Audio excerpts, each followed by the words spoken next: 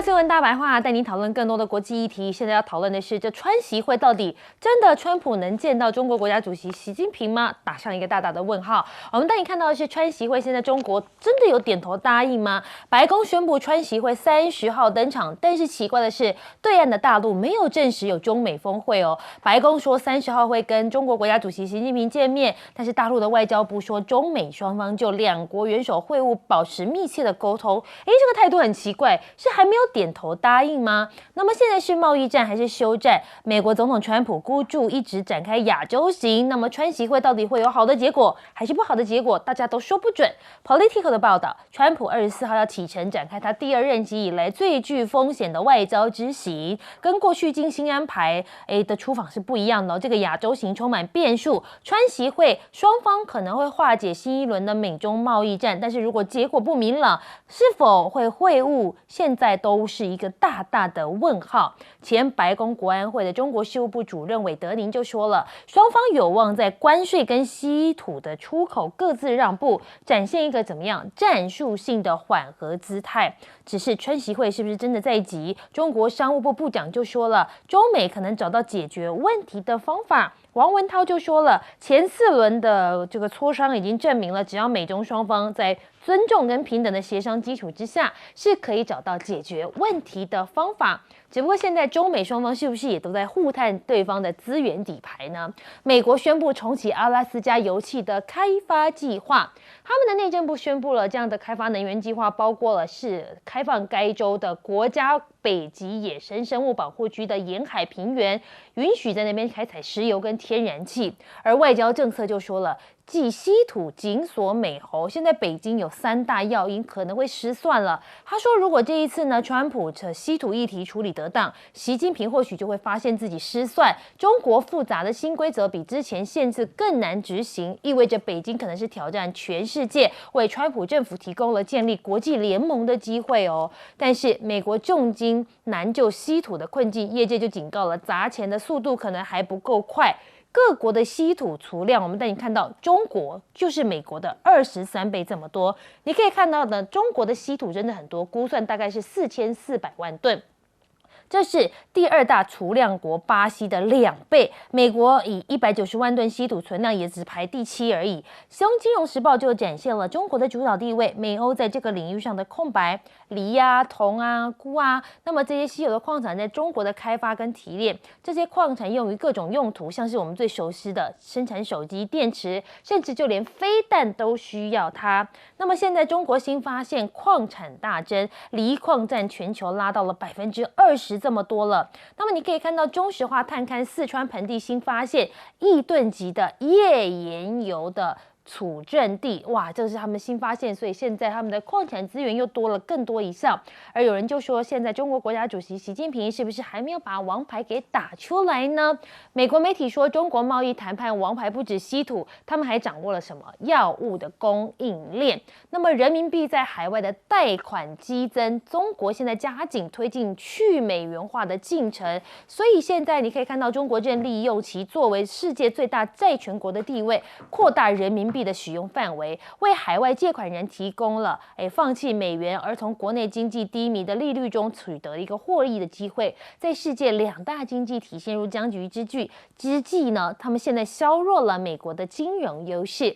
现在人民币国际化是不是稳了呢？大家都在打一个问号。但是全球交易量已经跃升到8.5%这么多了。国际的清算银行调查显示，人民币在全球的交易量已经从每日的8170亿美元，在全球的汇市交易比中占了8.5%。作为全球交易量排名第5的货币，跟位居第4的英镑之间快速在缩小它的差距，所以是有可能翻转的。我们先来问问韩彬哥，你怎么看川习会真的会登场？川普真的见得到习近平吗？其实目前不确定的因素很多，但是我个人是认为见到应该是有机会，因为第一个就川普来讲，他急需要见到习近平，因为他有非要去解决的稀土问题跟大豆问题这些相关的东西，他非常渴望见到习近平，但是他自己显然也不是非常有把握，所以前2天你会说，我可能就不去了。但突然又说他还是要去，对，就是一直在反反复复。为什么呢？因为中方的态度非常隐晦，也就是到现在，中方完全没有证实说双方会见面，只剩5天了，今天已经25号，他30号原定的日期是30号嘛，所以到底会不会见面，当然很难说。可是我认为，川普会全力想要去促成这件事情。那请大家注意哦，如果他要全力促成这件事情，中方显然又显示一个他并没有很积极的一个态度的话，那代表什么？那代表是不是美方要做出更多的让步，中方才会愿意达成这样的一个会面？所以我觉得，如果是这样的一个情况下的话，那恐怕这一个谈判，中方可能要占一点优势哦，因为不然的话，中方可能会不愿意做这个见面。那当然，如果双方谈判见面要有一个比较好的结果，那就是双方各自都要有所让步。那川普会让到哪里去呢？他能够让的底线是什么？对中国大陆来讲的话，很简单嘛，你就是你之前对我的不合理的关税你要调降嘛。对。那还有在台湾问题上，你要给我一个承诺，至少一个保证嘛。然后他要有这些他认为至关重要的东西获得美国满意的答复之后，他才有可能愿意把稀土重新开放。对他来讲是这样。那对美国来讲，他当然能够他付出的东西越少越好。所以我一直在说，恐怕台湾对他来讲是最好卖的东西，因为把台湾卖掉，对川普来讲他1毛钱都不用花，对他来讲是最划而来的东西。反正在川普的眼中，台湾就是台积电而已。那他只要把台积电这些东西陆续能够确保他一定会到美国来，确保美国能够掌握这些东西，那剩下台湾对川普来讲有价值的地方就不多了。那在这种状况下，台湾显然是他很好运用的一个筹码。那可是稀土这个东西，因为是关系到全世界的产业，最近欧盟现在也在跳脚，因为他们也没有稀土啊，那没有稀土怎么办呢？所以当然这个你说外交政策提出来的说，中国大陆如果运用过当的话，是可能会让美国跟他本来已经很脆弱的盟友重新结盟来对付中国大陆。这个情况是有可能会发生，可是我觉得中国大陆没有这么笨，也就是我相信中国大陆对欧洲跟对美国的态度是不太一样，所以你看稀土的问题一出来之后，欧洲立刻派代表去跟中国大陆谈，中国大陆也积极的在跟他们联系，所以我个人认为中国大陆恐怕不像外交政策所想象中的这么愚蠢。好，那我们继续请教杨老师，你又是怎么看呢？现在中美之间的竞争对抗进入到新的阶段，这个新的阶段，美国这边持续的在采取叫做战略脱钩。战略的意思就是在关键跟战略产业层面，他希望跟中国大陆要去脱钩。你看所有的这个科技制裁，甚至最近到这个安氏半导体都是如此。那中国大陆说你要跟我战略脱钩，那我就跟你真战略脱钩，那就是拿了稀土。那中美之间已经进入到经济冷战，这个不会因为川习会的举办而有所改变方向，但是呢，它可能会设一个护栏，至少元首外交可以避免双方走到极端，但是大家也不要为这个川习会设立太高的标准跟期待。我个人觉得它能不能举行，现在大概有70%的机会，那但是另外有30%的不确定性，就是在现在贝森特和何立峰正在马来西亚进行第5次的中美高层会谈，他们能不能够谈出一些东西？美国这边要中国大陆的稀土的开放，要大陆买大豆，但稀土基本上这个政策已经定下来了。中国大陆在全球的开采上面占了70%，在精炼的层面占了85%。如果是讲重稀土的话，占了99.8%。那如果在产品的层面呢，几乎占了90%。在任何的这个你去开采稀的矿产呢，或者是矿山呢，5年之内不可能去满足现在西方的需求，而且它需求越来越高。那倒过来，中国大陆要美国什么东西呢？其实我觉得现在中国大陆现在是，我觉得基本上是以逸待劳，稳坐泰山。你对中国的科技制裁或者是关税，其实已经到达到你美国，而且中国经过这8年来，其实已经大概做了主要的技术的突破。你看他这次15.5里面讲的内容都是如此，因此川普才急于想要见面，因为他要解决这个燃眉之急，不管是稀土、大豆，还是接下来他内部的经济因为他如果没有办法去解决稀土跟这些问题的话，那他所要的日本、韩国跟欧盟的投资就进不来，因为关键的制造业就进不来，因为你关键的制造的这些元素就稀土根本就没有办法这个实现。因此，川普比较急的时候，他就要拿出新的筹码，那就是什么可能的台湾议题。对北京而言呢，他对美国只要求2个东西：你反对台独，你停止军售，你当然要禁止再干涉内政。但是除此之外，北京也不会拿台湾议题去跟美国做什么真正的交易。所以你觉得川普会不会讲出反对台独？他会不会承诺停止军售？我现在觉得前者反对台独的可能性越来越高，但是军售的问题牵扯到他自己军工产业的利益，所以你才会看到像《时代》杂志，像很多讯息就不断的这个出来。还有兰德公司都跟政府关系密切，跟美国政府关系密切的，都开始在释放这个消息。难道这个判断我们这边看不懂吗？就中美之间的这个竞争态势越来越激烈的情况之下，台湾怎么样避免成为所谓的这个牺牲者，这真的是一个关键的考验。好，那么持续这个川习会的议题，我们来请教一下聂老师，你又是怎么样的看法呢？川习会还没开始，这个所谓的 FF 峰会呢，在30号开始之前呢，就这么多的社会的这个猜想。但是我们现在再回来想一下，川普1.0版的时候，其实就有13轮的贸易谈判跟中国。那个时候呢，当中国几乎是被压着打，当中国最后呢开始呢觉醒应战，也在川习2.0版的时候，在丢关税之前就丢出了4个重要的字，叫做奉陪到底。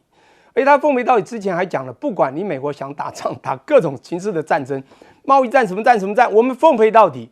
而且我发现这个一路走来呢，他不但奉陪到底，有招学招啊，而且以牙还牙 ，like for like， 哦，真厉害。我先讲一下，从5月10号瑞士日内瓦到当第4次这个马德里9月10号，如果你有稍微关注，你会发现谈的东西当然有属于民生议题，那个比较没有属于国土安全，或者有一些国土安全就跟民生有关的东西啊，这个包括像大豆等等议题，好都谈过，但只是那个僵持不下，那个还不是最重要。他们最重要的终极战争嘛，就是2个东西跟国土安全绝对有关的。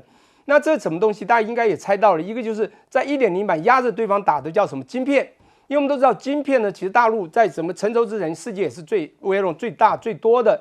但为什么压制得了它？因为最高端的，所以先进制程中国拿不到嘛。所以它完全封锁你，不管华为、中兴或者所有跟这个他们高科技，也就是先进制程奈米所有的这个供应链都把你封锁。中国当然被压得很惨，但中国发现它的稀土那不可较量，那真的不得了。那稀土可能它的致命对美国致命就更大了，这就是为什么川普不断开始要低头的主要的原因。所以他们也提了，那你要可以谈可以，你要释出善意。他的大概这个中国商务部是这样讲，说要互相尊重、平等协商。你不能只想你各有所趋嘛？不是你要的东西一定要我给你，我想要的你死都不给我，这怎么叫商人呢？当然，川普就是这样子，他就是一个很会谈判艺术，在1987年写了这个《谈判艺术》这本书的人。他呢还觉得有别的筹码，他有一个国际所有的小弟都会听他的，觉得民主联盟的筹码，还有在你对岸最前面的台湾，就是我比肩可以夺你的筹码。他的筹码在这些地方，所以他就是不让步，所以他并没有互相尊重啊。所以中国就说，你还是要谈，你如果不释出善意，那就不要谈，我们也不会直接说不谈，就你自己说你要谈就好了，好不好？那我现在要讲一个重要的，就是稀土重要到什么程度？我是这样讲啊，它有3级，叫储量、产量，还有精致冶炼。储量中国4400万吨，全球是1.21万吨，它占37%。这个量比在全球1/3已经到别的国没有办法去挖出来，巴西也不会全部给你。美国只有180了，不管180、190，他一开始上任就全世界去搜寻，叫他的智囊团去看到底哪里有稀土。所以格陵兰有150万吨，他也要；乌克兰也有，他都要。再怎么要都输，但不重要，储量不重要，产量美国已经尽量产了，大概180万，每年产45000吨哦，产多了就没了。中国27万吨，6倍都不重要，最重要是精致冶炼部分，全球的90%技术在徐光建跟他太太高晓霞做出来的那个10年的。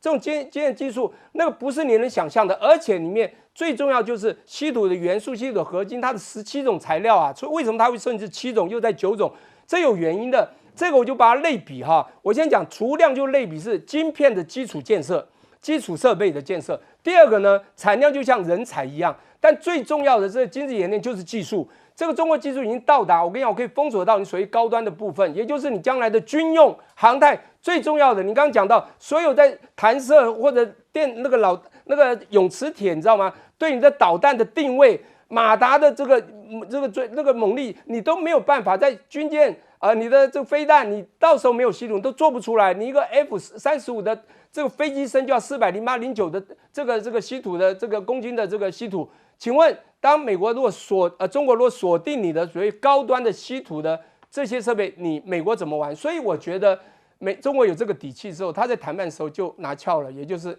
你不拿出善意，我就不跟你谈。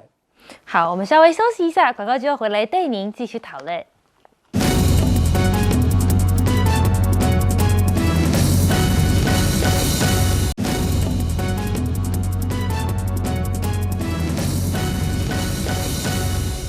继续回到新闻大白话，这一节我们带您谈谈美国政府现在所面临到的问题。其实美国自己的问题也有蛮多的，像是我们这里看到的是2任里面已经累积57天了，美国总统川普刷新美国政府关门最久的记录。那么参议党的民主党的领袖就讲到了，川普没有就预算跟支出的议题跟民主党的高层来协商，根本就不应该到亚洲出访。川普也回应了，在政府重新开门之前，他绝对是不会跟民主党领袖来会面，看来态度是踩得蛮硬的。那么美国政府现在停摆了，超过50万名的联邦雇员都没有办法领工资了。随着停摆已经进入第24天了，超过50万名的联邦雇员本周都没有办法如期领全额的薪水，加上参议院目前休会停摆，至少要到下周一。那美国国防部就说了，他们现在也接受了一笔1.3亿美元的私人捐款，将在政府关门的期间支付130多万的官兵薪资。那么五角大厦接受这笔捐款，是不是也有违反了联邦法律的危险呢？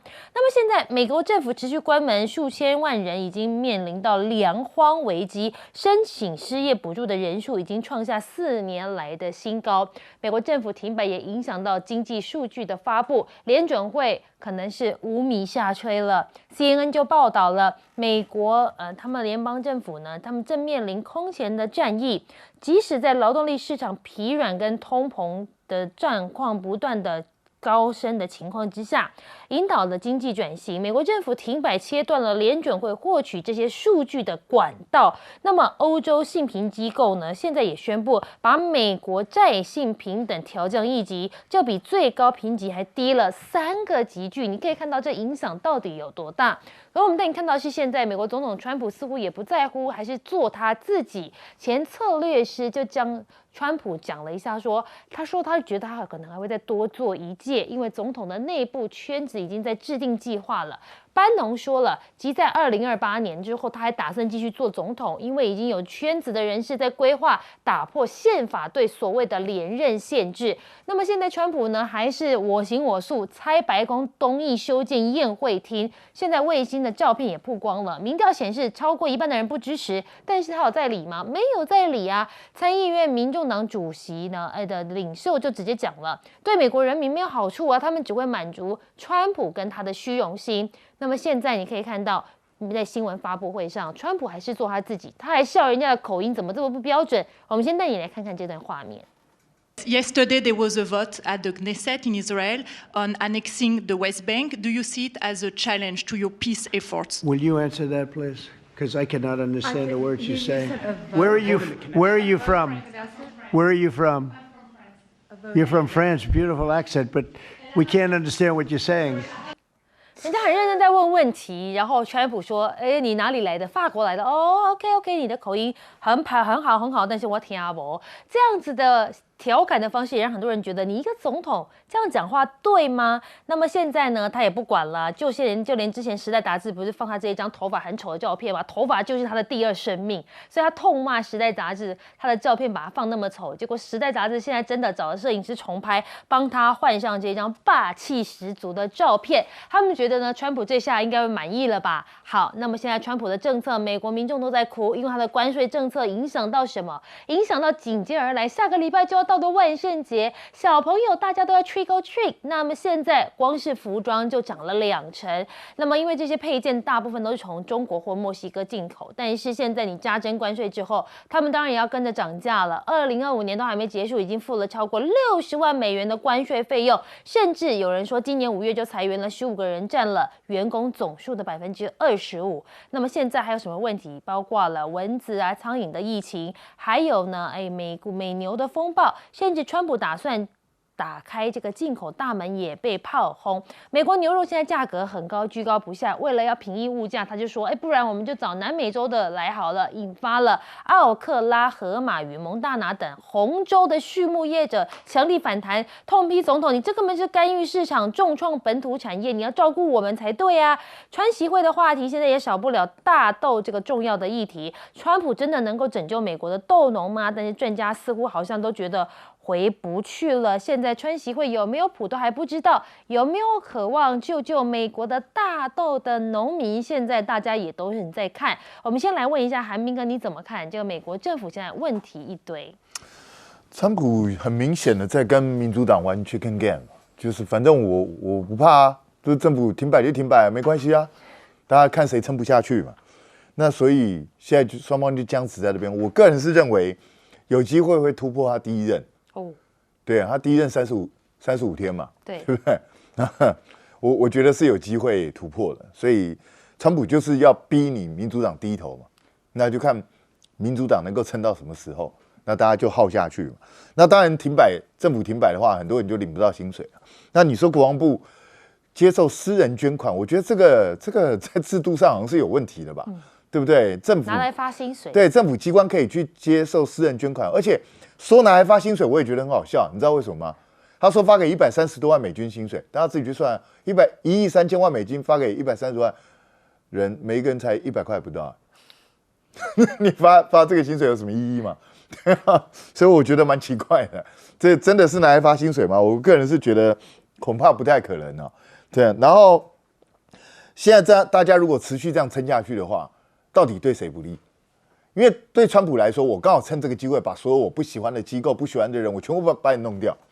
那对民主党呢？民主党你这样一直撑下去，对你的好处在哪里？所以我觉得这个恐怕是民主党要去思考的东西。你这样的对抗下去，你到底希望达成什么样一个结果？那至于说川普是不是可能多做一任？川普我是认为他是有心想要再多做一任，他是有这种想法。但是现在在美国对他抗议的人已经这么多了，几千万人在街头上抗议。那如果他还持续想要再做一任，我想这个抗议的风潮会更大，而且又不是他想做就可以做，你还要选得上啊，对不对？你如果民意不支持你的话，你想做有什么用？是不是先需要修宪啊？当然要修宪啊，对啊，当然要修宪啊。这个修法这牵涉知识体大，我觉得这不是那么容易过关的。而且过关，你就算硬干把它修宪，借着你在国会多数修宪，会不会造成一个结果，就是造成明年期中选举你直接砸哦，会不会造成这个一个结果？所以我觉得川普有很多事情要去考虑，而不是他想干嘛就可以干嘛。那杨老师，你又是怎么看呢？川普前一阵子被人家称赞说你是美国第3大的好总统，这川普听得很不高兴，他才第3，我是第1才对啊，为什么呢？因为我们通常在讲人家是不是一个好总统的时候，排名第1一定是华盛顿，排名第2一定是林肯，一个是美国的建国，第2个是美国的内战，维持美国的统一。所以称赞一个美国总统是排名第3呢，基本上就认为他是做的最好的。就他听不懂，他说我觉得我是最好的，因为我结束了8场战争。他就大概是在意他没有拿到诺贝尔和平奖。那接下来他这句话呢，让大家担心，可能接下来我还会第9场战争出现。第9场是什么？是不是委内瑞拉？我们就不知道了哈。各位，最近这2天嘛，美国的消费者信心指数公布 CPI 的53.6，其实是低于预期，也就是美国的物价其实现在开始不断的在高涨。Amazon 最近超过上千种的产品。一般的民生产品不断的在涨价，从29%至少涨到51%。然后呢，你就看到越来越困难的是什么呢？美国现在以去年为例的话，它整个政府的支出6.8兆美元，那这里面还国债就要的利息就还掉大概1兆到1.2兆，因为美国现在有38兆的国债，它的利息每年就要从这个政府支出里面扣掉14%到18%，然后有1兆要用在军事预算，剩下的1.2兆用在就是社会福利。那他现在在砍社会福利，因为他那个大而美法案把支出都用在石化产业的补助，就砍什么呢？砍食物券。美国现在让你不讲不知道，你讲的会吓一跳。美国3.4亿的人口里面有12%到14%是每天要领美国的食物券，食物券就 Medicaid， 也就是 SNAP 的这样子的一个制度，就是你可以去领这个，它叫营养券靠这个为生，就换食物换蔬菜的。然后呢，大概有4200万人，那现在这些要被砍掉，所以变成他自己内部贫富差距当然非常严重。我们在台湾你已经觉得贫富差距很严重，对不对？那你没有办法想象美国的贫富差距，有钱人包机出去旅游，没钱的人要领食物券还要被砍。所以呢，我是觉得现在美国的经济开始面临到更严重的问题。那大豆都中国不买了，18万户的大豆农不知道现在怎么办。所以呢，为什么川普这么急于想要去跟习近平见面？因为他赶快要解决他的燃眉之急。可是呢，他能够达成他的目标吗？我们大家都来看。那我们想问一下聂老师，你的看法呢？好，首先我对不起，横平的来讲一下美国所谓的任内这么长的这个关门记录，这个政府下档，我觉得这个不是最重点的。坦白说，因为我们看到太多次的政府下档。没错，因为这个美国政府现在但是累计57天，很多人都觉得好多，对，蛮长的。对，但是我觉得川普，我觉得他比较严重的是他现在面临到内忧外患。我们今天知道他的外患叫有盼他的外面有很多的他自己认为的民主联盟，实际上因为关税对他们的经济冲击都不爽。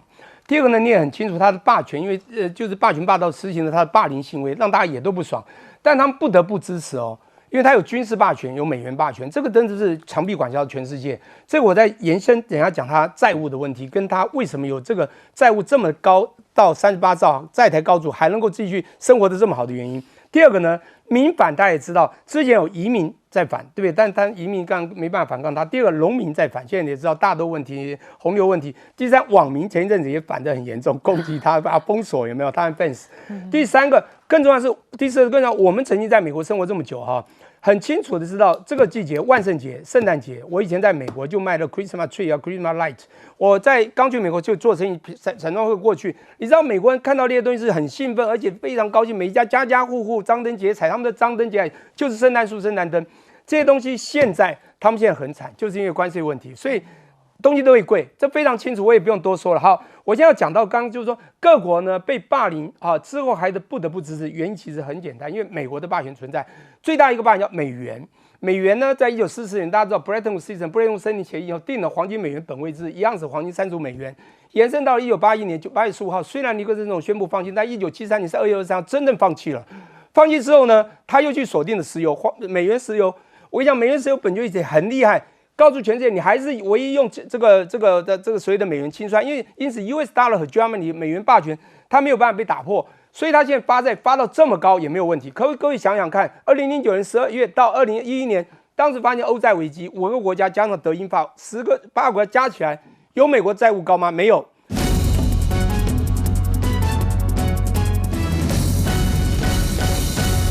我们可以看到川普遇到非常非常多的问题，他最近又生气了，而且生气的是因为一个加拿大的广告。这个广告内容为什么会惹着川普生了非常大的气？我们看看这个广告的最新画面。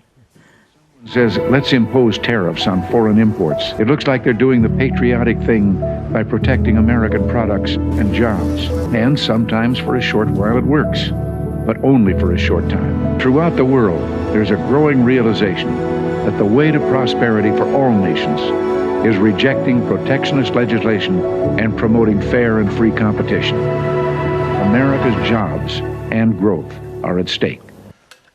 这个是加拿大安大略政府他投资的一个广告哈，那广告内容主要是要剪辑这个雷根1987年4月的一个演说的片段，里面主要是表示了这个雷根对于关税的看法。这个看法呢，让这个川普是非常非常的生气，他是说这个是一个恶劣的行为，甚至呢要跟这个加拿大这个贸易谈判到此为止，甚至有一些这个处罚性的这样的一个作为。那这样这个川普发脾气之后，果然这个加拿大的这个安大略省他就马上撤下这个反关税的广告，不到24小时哈。按照这个省长的这个表示，他是说他这个广告他们因为造成了美国跟加拿大之间的急速恶化，所以要暂停播放这支广告。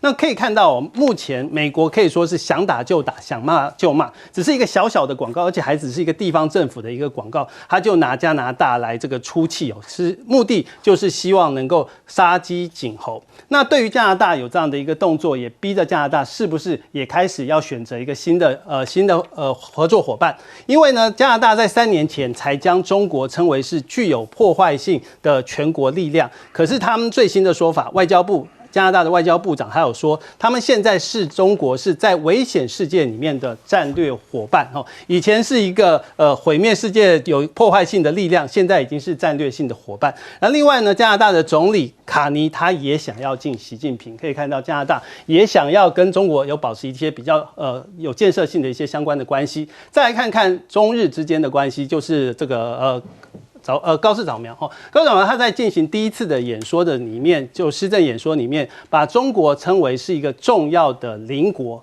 这个是不是对于中国要表示一个示好的一个这样的一个关系？不过呢，在北京方面却是说，你们日本必须要反省你们的侵略的历史，而另一方面呢，高市早苗也提到了有关于国防预算要占了 GDP 的2%这样的一个相关的一些国防项的一些目标。那中国外交部则是作为一些回应，是说日方要深刻反省侵略的历史，要坚持走和平的道路，在军事安全领域必须要谨言慎行。而另一方面，包括中国、俄罗斯跟朝鲜是不是要给高市下马威？因为在这个高市早苗就任之后呢，中国呢并没有按照惯例由国家主席习近平发贺电，而是由这个李强来发电，而且没有公开相关的一些内容。那俄罗斯方面更具有一些侵略性在24号，他派出了2架可以携带核武的这个 TU-95的轰烈战列机，虽然没有进到中国的日本的领空，不过是沿着这个领空的边界来进行飞行挑衅的意味是非常非常的浓。那中国跟俄罗斯对于日本都没有给他们一些好脸色，日本是不是会回到要去继续对美亲善的一些立场跟态度？目前因为川普即将要访日所以传出高市早苗要送安倍的高球杆这个不知道对于这个川普有没有一些相关的吸引力？我们再来看这次中美川习，如果要谈的话，大豆的确是一个很重要的一个议题。现在有一个最新的消息突然冒出来，是说中国大陆是下单要买这个美国的大豆不过这个消息并没有获得相关的一些证实。那期货反弹就马上创了新高。同样是大豆的议题，刚刚这个张将军也特别提到，就是巴西莫名其妙在这个时候突然抬高了这个大豆的一个价格，因为这个美国大豆贸易摩擦，中美的这样的一个摩擦，然后暂时告别了中国的市场。那巴西原本应该稳稳接住这一波的红利，却开始有人坐地起价，不知道为什么有出现这样的一个坐地起价的一个这样子的动作，然后想把大陆当成冤大头坐地起价。那大陆方面也不是省油的灯，马上2天之内就把130万吨的订单转给了这个阿根廷让巴西到手这个肥肉是瞬间凉透。我们请一下是介大使。对，其实安大略省的话是加拿大几乎是最重要的一个省它就是说在东部这边安大略省，这个是工业农业最重要的一个省了。那西边的话就是在 Vancouver 那边了，中间的很多省基本上都荒无人烟了，那个地广人稀那所以安大略省其实他们对于这个加拿大的这个整个政治风向，它是比较有导引作用的。那也就变成这个省有这样子的发言，所以川普会比较反应比较强烈。是。那你要别的省，你像什么 Manitoba 这些省在中部的省的话，真的很多人还都听都没听过的。那所以我觉得，不过就是说，我也看了，就是说，当时雷根讲这些话啊，那么也没有这么激烈。他基本上就是说，对于你这个关税对于国家造成的效果，他发表的一个看法。那为什么川普要这么激烈的反应啊？因为川普对雷根啊，怎么讲呢？这个可能是认为你们拿雷根来打我，会觉得他会很不高兴，是很痛，很痛。那也就是说，雷根是很多美国共和党的一些人的心目中的英雄啊。他觉得你们用这种渐离的手法来对付我川普啊，他觉得很不能忍受啊，所以采取了一个非常强烈的反应。这个反应就是说，把现有的这个跟加拿大之间的贸易谈判全部停摆。那所以我觉得这个其实是一个怎么讲，一个不成比例的一个报复。是。那可能的话，就是说，是不是川普跟加拿大之间的贸易谈判的话，事实上也不如川普的预期，所以找一个借口啊，就把这个贸易啊先停下来，也作为一个施压的一种方式。可是我觉得就是说，大概川普这一次的这个搞世界革命啊，大概最让大家意外的就是川普把加拿大整成这个样子，因为以前加拿大人跟美国人常常都很自豪，就说我们跟中间这个边界几乎跟没有边界一样，这两国形同一国啊，就是说兄弟关系再密切也没有这种美加之间关系的密切，可是没想到美国方面居然翻脸。那么对这个其实美国来讲，加拿大是美国最重要的邻邦，那现在逼得加拿大几乎走投无路。事实上，前一阵子加拿大事实上国内有一种考量有一种声音就是说，我们要不要加入欧盟？对，虽然我们是西方一员，可是我们这个南边这个兄弟现在有点翻脸的样子。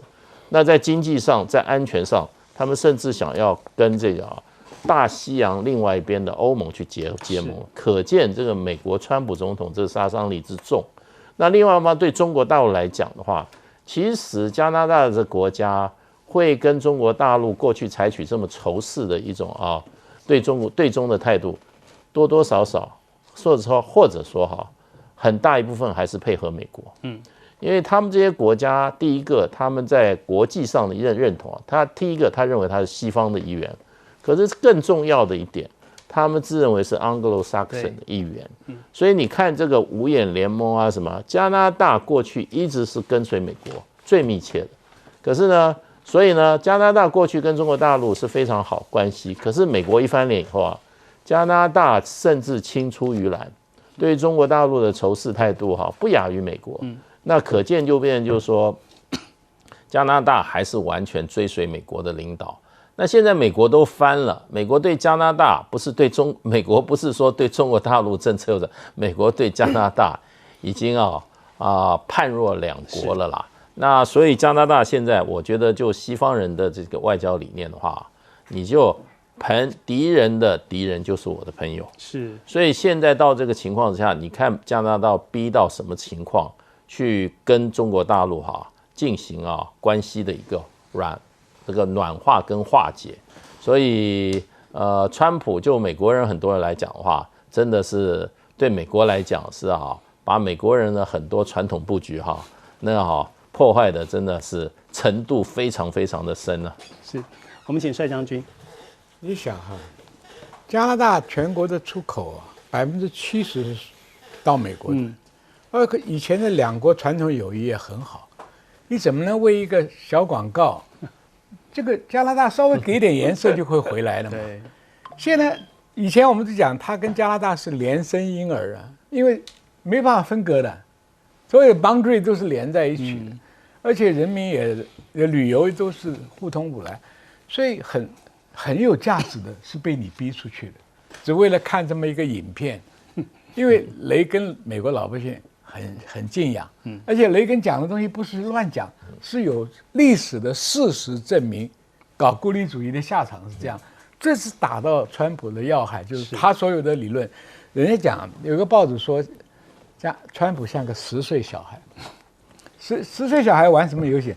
你跟我好就不能跟他好，你跟他好就不能跟你好。他在国际上不是玩这个游戏吗？对不对？是。他这次要川习会，他为什么先到日本、韩国？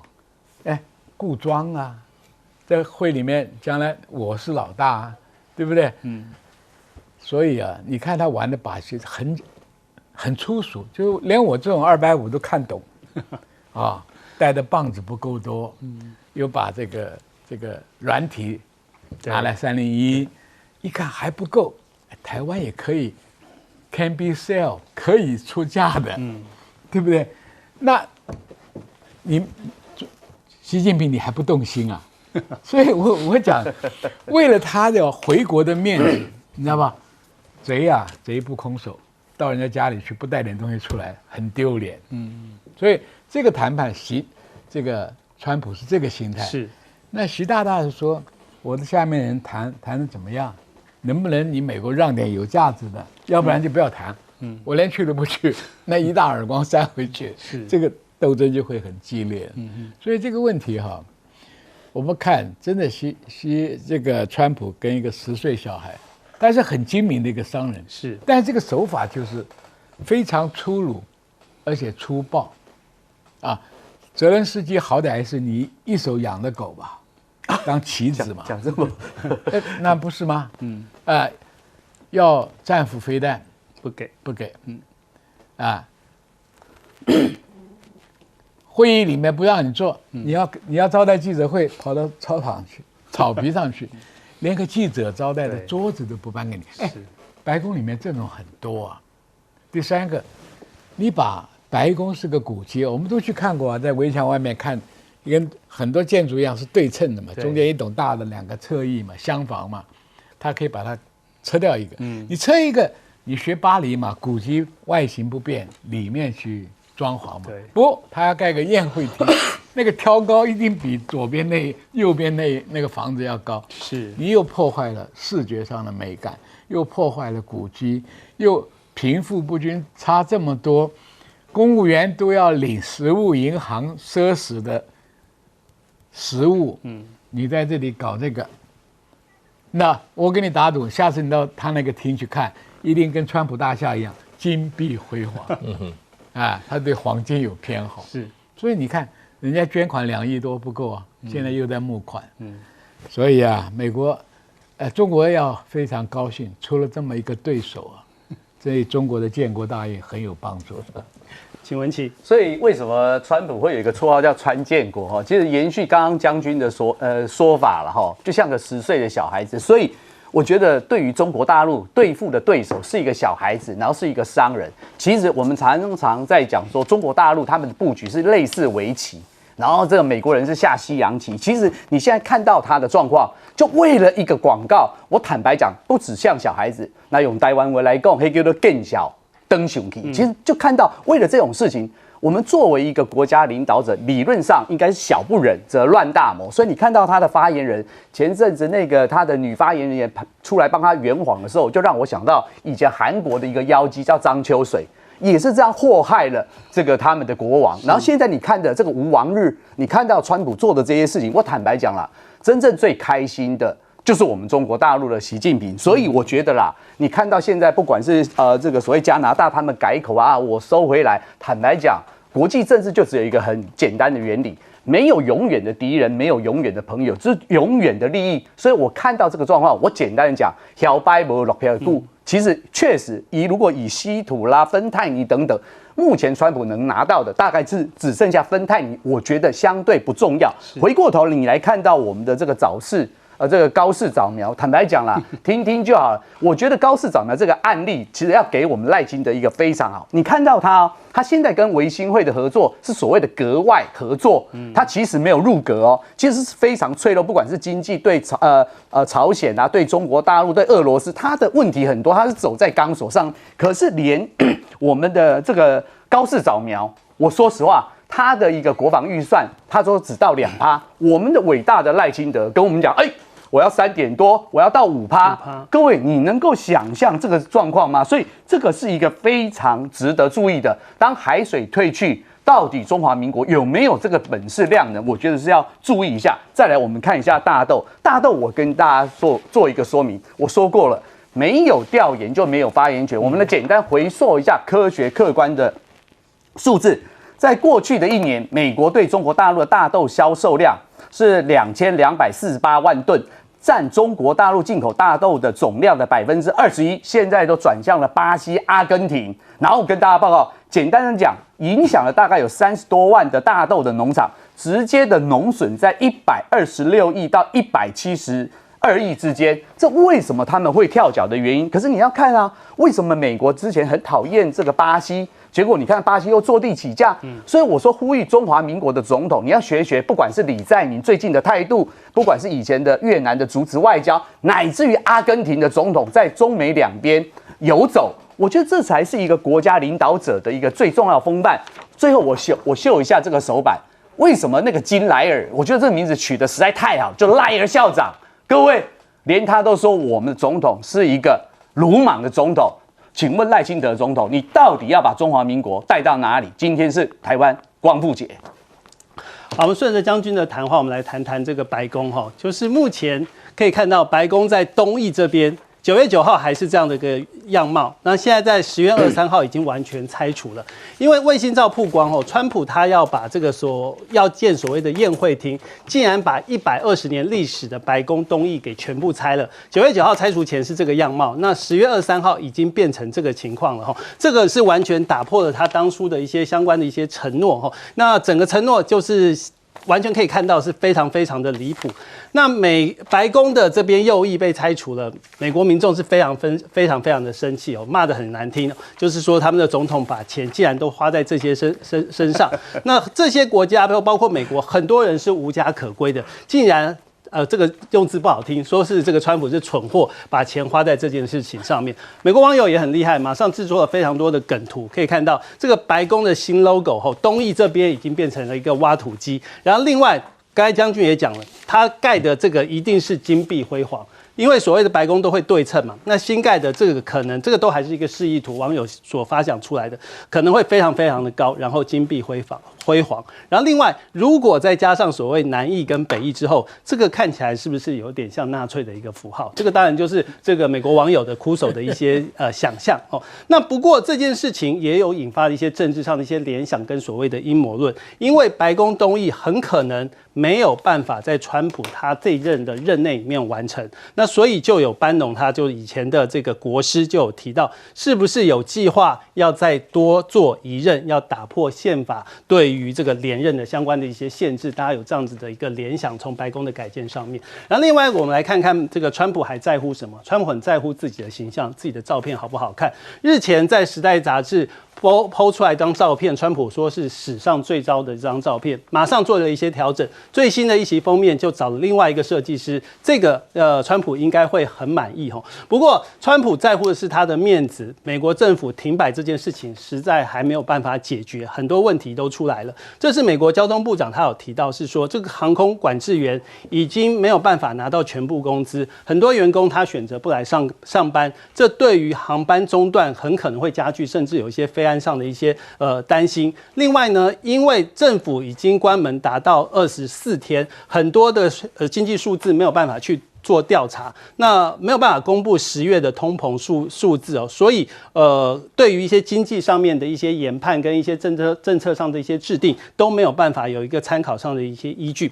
另一方面，我们来看看这个美国是不是会过一个没有中国货，然后是一个非常可怕的万圣节，因为都没有中国的一些相关的一些商品。根据英国媒体的报道，是说今年很多美国万圣节的这个货，因为这些小东西啊，一些装饰品，它货源紧张，然后物价是普遍的上扬。不过这个白宫发言人却不是这么认为，他觉得普通美国人拥有好工作，有蓬勃的工业发展，还有一个繁荣的社区，这个不是廉价的中国进口产品可以取代的。所以可以看到美国还是相当的嘴硬。那另外我们来看这个川普对于军事上面的一些布局，现在是不是要打造所谓的这个黄金舰队？因为金卡跟金琼还不够，那川普现在跟美国海军还直接讨论要打造所谓的黄金舰舰队。那黄金舰队是要取代现在各型战舰的组合，然后主要还是要针对大陆的威胁，然后进行相关的一些布局。那川普本人也参与其中，跟这些海军的官员有多次来进行相关的一些讨论。再来我们看到加勒比海这个烂摊子目前还是持续，甚至还出现加码。现在派出了全球最大的航母福特号打击群前往加勒比海，要准备攻击委内瑞拉境内的这个所谓古柯碱的相关的一些措施哈。不过美国的军事分析家是说，五角大厦他派遣了这个航空母舰打击群，等于是走向了一个军事的一个不归路，是非常的尾大不掉，非常难以加以后续的处理。那委内瑞拉的总统是说，美国他们正在捏造一个新的长期战。我们请帅将军。第一个，照理讲，委内瑞拉多年来你还是美国最好的朋友啊，对不对？对，他有毒品也不是今天，那哥伦比亚也有啊，毒枭，我们看了好多自己好莱坞拍的，对，这些毒枭在这些地方非常泛滥。那问题是治标还是治本？我觉得都不是毒的问题。他因为发现中南美洲啊，现在左派的势力越来越高。我到中南美洲去看过，他们的民族英雄叫格拉切，有一个格拉切王，他们很崇拜。那今天你把这个委内瑞拉在那里变心，古巴也骂过他，阿根廷也在摇摆，对吧？他主要目的是杀鸡儆猴，因为他用的手段跟当年抓那个 Noriega 一样嘛，他先把你定罪是罪犯，第二个有寄出马杜罗的悬赏，那让人家印象里就是个罪犯，而且炸掉你的运毒船，你好像真的在运毒，然后再跟美国人讲，这些东西可以危害美国多少青少年啊？对，因为美国电视上也看到那个街上那个 homeless 的里面很多是毒贩，伤了不少人，但是你是真的为去毒吗？但是你把舰队摆那里，为什么迟迟还没下手呢？前面已经开始有4000个陆战队，因为有陆战队在那边，就是有进犯的可能。是，这样再加上福特号，好像万事皆备。那问题有的网友说：“哎呀，他委内瑞拉也有苏联给的反舰飞弹的。”那问题就是我们军事作战就是看我付什么代价，拿什么样的成果。我想这个还在评估中间，要不然以美国的实力要搞，说手就干了嘛，就跟今天中国大陆他要武统台湾，他出兵就好了，能力够的嘛。那为什么摆那么久？这里面还有蛮多玄机的，所以这个问题基本上，苏联给的 K 什么341，效果怎么样我们不知道。那问题是你有航母去，你的风险就比较大，因为航母是5000人，如果他有的是东风的反舰飞弹的话，我告诉你这个事情就没了。是因为苏联制的那个是老式的反舰飞弹，那中国大陆现在发展的所有的反舰飞弹都是针对你的美国的装。你看93它的展示所有的军品呢，都是同样等级要胜你一筹。你5代机，我是6代机拿给你看，对不对？那我的反舰飞弹比你多，我的反舰飞弹航程比你远，比你新。所以有时候台湾的老百姓有时候，哎呀，你看什么什么，我说福建舰跟台湾没关系，它根本不是对你的，它在外围做句子的，没错。所以问题我们要面对的是廉价的火箭炮、无人机，对不对？一样，委内瑞拉这个案子大家有的看，我的猜测是杀鸡儆猴，不让中南美洲被中国大陆挖走，因为中国大陆又在盖前开港，又在搞里面古巴的路这个巴西的路，所以这个他就感觉到整个中南美洲这个经济地盘被中国挖走，所以必须选一个杀鸡儆猴。是，好，我们休息一下，广告之后我们再继续讨论。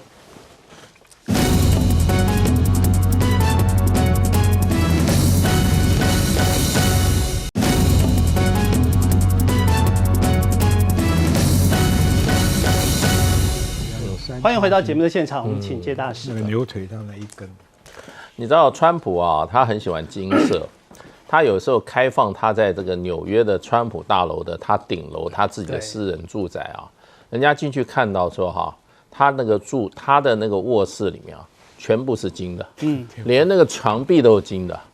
然后呢，他也不喜欢这种所谓的现代风格的。他那个卧室里面全部是这种法国皇宫里面那种家具，哎，所以这个人呢有很强的称王的这种欲望，哎，想做皇帝的那个欲望很强。那说实话，白宫不是他的住家，白宫是他的宿舍。对，叫我们现在以前我们在台湾，我们那时候因为我们外馆啊，我们还称官舍。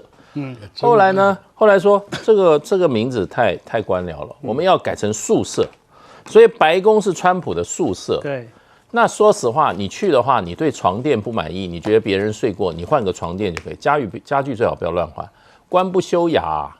然后这个每一个钱都是民脂民膏，结果他把那个几近是古迹的东厅啊，全部拆掉了。然后现在呢要修这个，你看，所以人家就说，川普最想见的是金宫，美国人都很清楚，他已经把他的这个白宫的办公室，你看过去他现在有时候接见客人后面那个墙啊，已经搞得那个金色的花纹，俗不可耐，哎，他这个人啊，把他自己的风格啊带到一个公家的建筑里来啊，像我们在这个政府服务久的人，这种人就是很怎么讲呢？好大喜功，华而不实。那你看他的作风是不是这样？也确实是这样，而且更不要说，美国现在的贫富差距正在快速拉大。美国每一个城市，现在你去看街头上都是有那些帐篷族。以前洛杉矶何等风光啊！洛杉矶是美国最富的一个城市之一啊。现在洛杉矶人交托地区全部是什么帐篷族啊？那他视而不见。他最近他常常很高兴的说：“你看治安治理的多好。”对。哎，华盛顿，你看啊，现在我的同仁看到我都跟我感谢说什么？我现在可以走路来上班。哇，我觉得美国的总统如果他的政绩是说他可以让他的同事走路来上班的话，那谁都是，那很好干。那要你这个总统干嘛？对不对？他政府就不敢搬到旧金山，也不敢到洛杉矶，也不敢芝加哥。对啊，你走路看看。而且他基本上就跟你这个家里附近好了，我可能这个形容不是很佳，有一大堆好了落叶好了，你不是把落叶解决，你是把落叶扫到另外一个院子里去。是，你这有什么了不起？所以我觉得美国啊，真的这个国家就有国运，碰到有这样子的总统啊，美国还需要敌人干嘛？好，我们休息一下广告之后再继续讨论。你知道他最喜欢的意思。